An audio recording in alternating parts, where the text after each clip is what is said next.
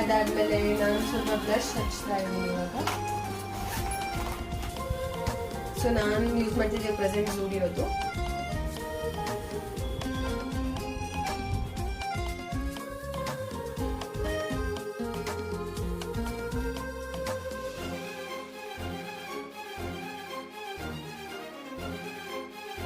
ಎಲ್ಲ ಪರ್ಫೆಕ್ಟ್ ಆಗಿ ಬ್ಲೆಂಡ್ ಆಯ್ತು ಇದು.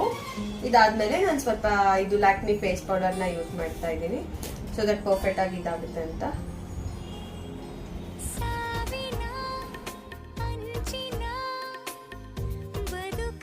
ಸೊ ನಾನು ಫಸ್ಟ್